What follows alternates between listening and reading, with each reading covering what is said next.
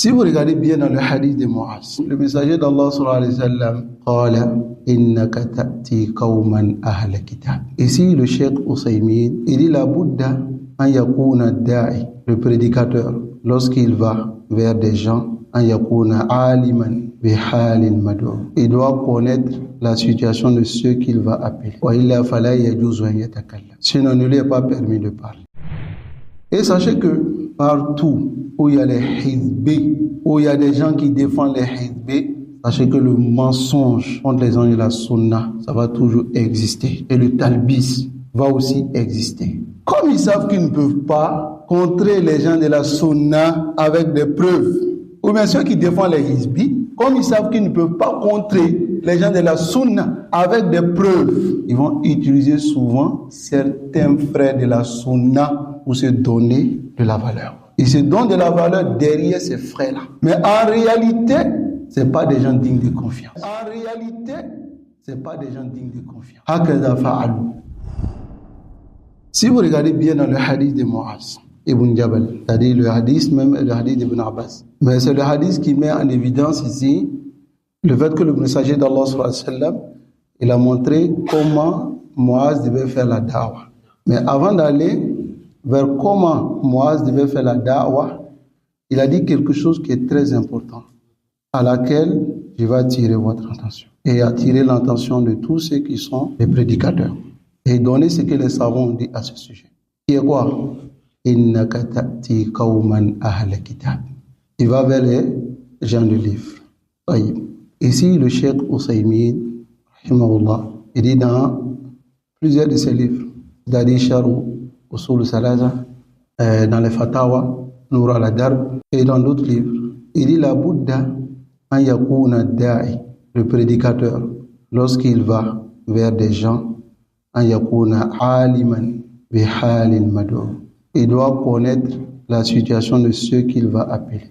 Wa illa fala yajuzu an yatakallam. Sinon, ne lui est pas permis de parler. La Bouddha an takuna aliman bi halil madu. Tu dois connaître la situation de celui que tu appelles. Il dit لأن النبي صلى الله عليه وسلم. Il dit car le messager d'Allah صلى الله عليه وسلم لما بعث معاذا إلى اليمن, lorsqu'il a envoyé Muaz au Yémen, il a dit quoi? Innaka ta'ti qawman ahla kitab. Il va vers les gens de livre. Limada, le cheikh Ousaymin dit limada akhbarahu bihalihim. Pourquoi? Il a informé de leur situation. Min ajli an ya'rifa kayfa yukhatibuhum, afin qu'ils sachent comment il doit les parler. C'est important. In kunta da'iyan, si tu es un prédicateur, idha dhahabta bi makanin, si tu vas dans un endroit, tu dois connaître ceux vers qui tu t'en vas. C'est très important. Par exemple, si tu vas dans un endroit pour la da'wah, wahum hizbiyun, ou bien salafiyun, lakin indahum da'f fi tadbiq al-usul. Ils ont une faiblesse dans l'application des fondements. Surtout dans quelle application? Al-mu'amala al-hizbiyya. C'est-à-dire l'interaction avec les hizb. Ils ont un problème avec cela. Alors là, ne va pas vers eux en les donnant des dourouses qui va les renforcer dans leur position. Là, cela fait partie de la sagesse de la da'wah. Voilà pourquoi le cheikh Ousaymin, il dit, il insiste dessus dans plusieurs de ses livres. Il dit, il ne lui est pas permis de parler s'il ne connaît pas la situation de ceux-là. Si ce sont Ahlul Shirk, on vient avec un oslo pour les enlever dans le shirk. Si ce sont des gens qui n'ont pas ce problème, mais qui ont un problème dans l'application des fondements de la sunna, alors on vient aussi avec une méthodologie pour pouvoir les attirer, pour les enlever dans cela. Mais on ne vient pas avec des dourous ou bien des coups qui vont les renforcer dans leur situation. Mais comment le da'i, s'il va dans un pays ou un endroit pour faire la da'wah, comment il peut connaître la situation de ceux vers qui il s'en va? S'il y a déjà une da'wah qui est dressée là-bas, une da'wah qui est qa'ima, il y a une da'wah des gens de la sunna, il descend chez les gens de la sunna. Et ensuite, il se renseigne quelle est la situation. Bimana huna yas'alu ahl al-khibra Il demande ceux qui connaissent alladhina da'watuhum dhahira, ceux dont leur da'wa est apparent. Wa hum salafiyun wa hum min ahli sunnah. C'est des salafis, ils font partie des gens de la sunna. Et ya'rifuna al-hizbiyyin, ils connaissent les hizbis et ils connaissent aussi as-salafiyun ad-du'afa, les salafis qui sont faibles. Summa, ensuite, al-ilmin tatakallamu fi maradi. Te basant maintenant sur une science, tu parles de maladie de ceux-là, bil hikma. Li'annaka ji'ta tabiban. Tu es venu comme un médecin. Le médecin, lorsqu'il va vers le malade, est-ce qu'il doit connaître d'abord ce qu'il a comme maladie? Mais si tu vas vers un malade qui a un problème de manhaj, et tu vas donner la différence entre les salafis qui sont muntassina, les infiltrés dans le soufouf des salafis,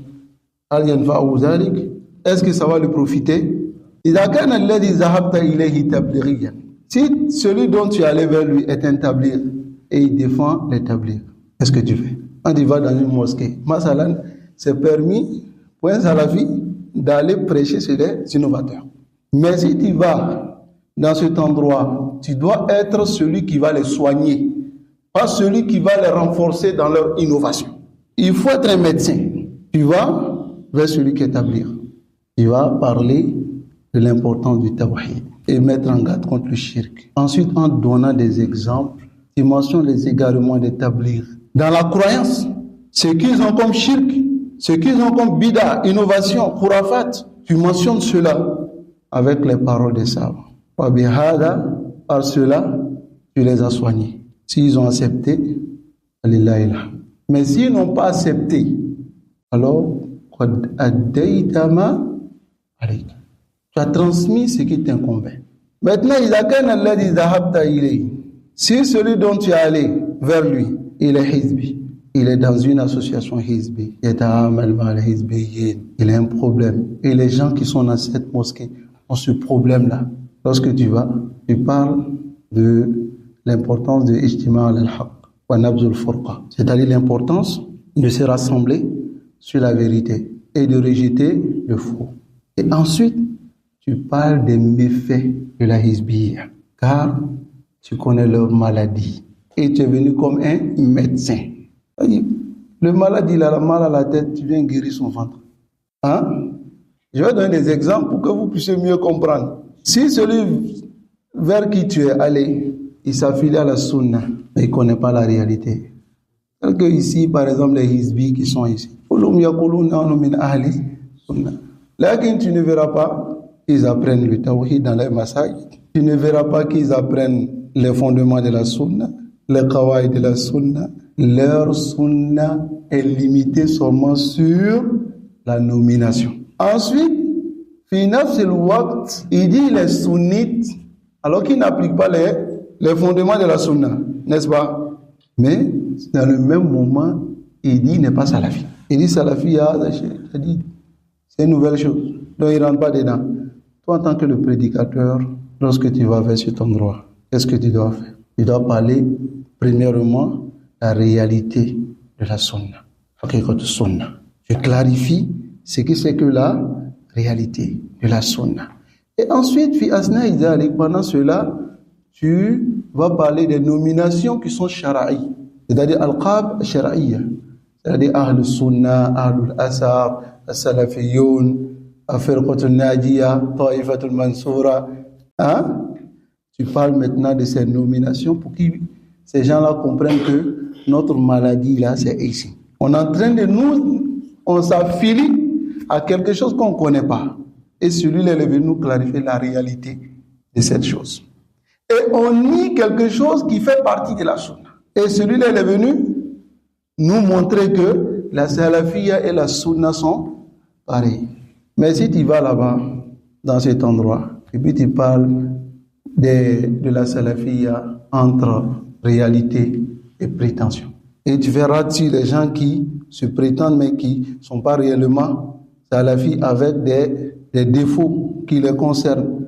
En parlant de ceux, peut-être que tu ne connais pas la réalité, mais tu es en train de critiquer les vrais salafis sans t'en rendre compte. Est-ce que par cela, tu vas soigner ceux qui sont devant toi? Maintenant,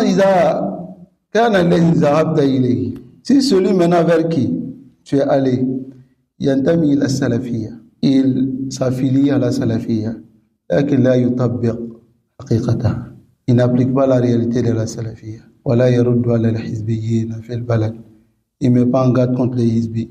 Tu parles de quel sujet là-bas? Tu vas parler des fondements de la salafiyya, de leur application, et tu vas parler de l'importance de mettre en garde contre les innovateurs. Parce que lui, c'est sa maladie.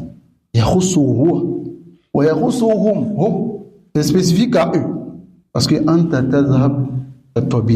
tu vas comme un médecin et tu vas soigner ceux-là.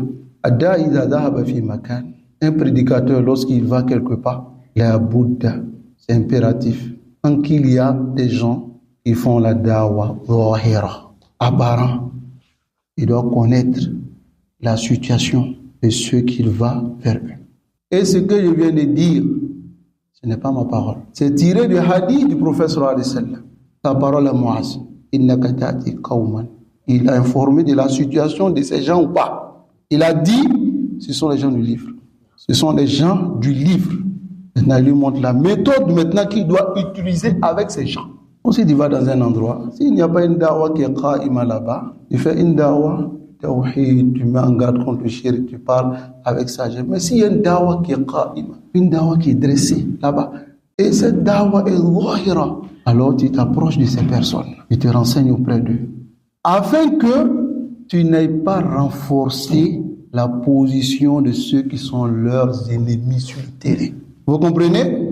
C'est très très important de comprendre cela. Parce que tu peux renforcer la position de ceux-là qui sont, masalan, des gens qui critiquent la dawa claire des gens de la sunna sur le terrain et qui défendent les innovateurs, qui même dénigrent les gens de la sunna parce que ces gens de la sunna ont mis en garde contre les innovateurs. Mais souvent ça arrive, tu peux t'en rendre compte ou tu ne pas t'en rendre compte. Mais la réalité, c'est que tu ne dois pas aller si ce n'est que vers les gens dignes de confiance. Qui sont ces gens-là? Les gens dont le dawa est connu. Hatta, lorsque masalan, on te pose une question sur une chose, c'est en liaison avec la réalité des gens. Alors que tu es un étranger. Là-bas, tu ne connais pas la situation. Qu'est-ce que tu dois faire? Tu dois répondre à la question avec le hukm shara'i. Mais bidouni tadakhul, sans rentrer dans certaines choses que tu ne maîtrises pas. C'est très important. Parce que celui qui pose la question, il peut poser la question pour un objectif précis. Mais dans toi, tu es quelqu'un qui est reconnu comme étant une personne digne de confiance. On te connaît avec une dawa qui est claire. Lorsque tu réponds à cette question, alors il a eu maintenant son objectif. Il va utiliser cela maintenant pour se reconforter dans quelque chose qui est un danger. Et cela arrive. Certaines personnes, ils font cela. Même avec les savants. Les savants, ce sont des gens qui ont la sagesse. Ils prennent les précautions dans ces genres de choses. Ils prennent les précautions. Et ils répondent seulement avec le hukum de la charia.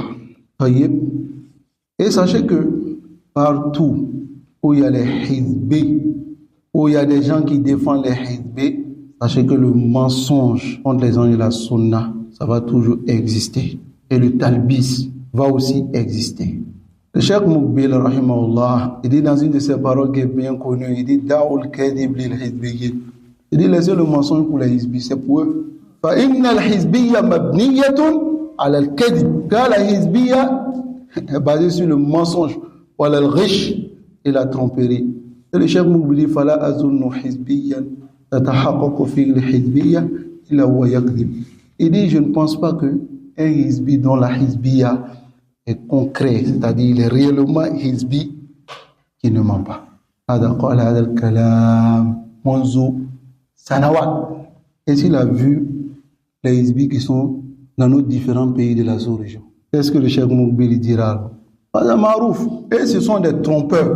Comme ils savent qu'ils ne peuvent pas contrer les gens de la sunna avec des preuves, ou bien ceux qui défendent les hizbis, comme ils savent qu'ils ne peuvent pas contrer les gens de la sunna avec des preuves, qu'est-ce qu'ils vont faire? Ils vont utiliser souvent certains frères de la sunna pour se donner de la valeur. Ils se donnent de la valeur derrière ces frères-là.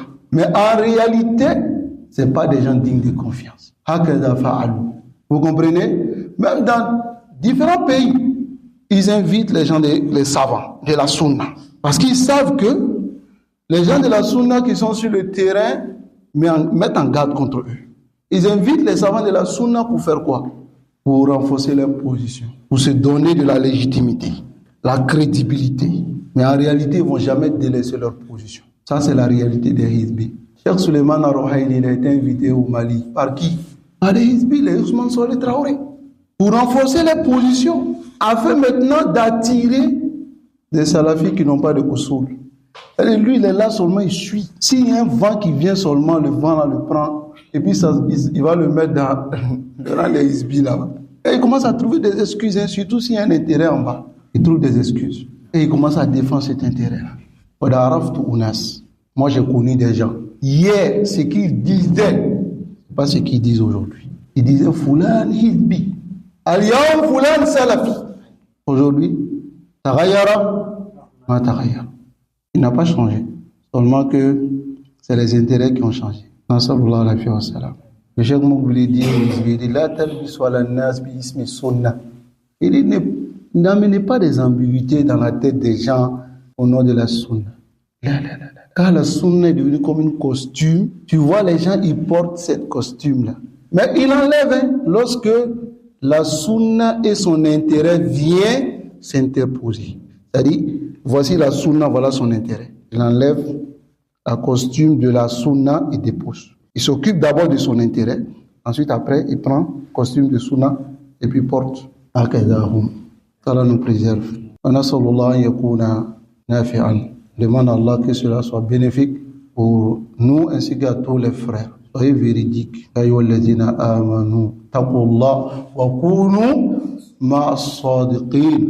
Soyez avec les véridiques. Ça, c'est la véracité qui va te mener directement au paradis. Quand on dit à une personne reste ferme sur la salafiyya, même si les montagnes tremblent, reste ferme sur la salafiyya, c'est pour toi-même. Et ensuite, tu décides d'aller te jeter dans la gueule du loup. C'est ton problème. Cette salafiyya, ça ne va pas changer. Ces usul sont là, clairs.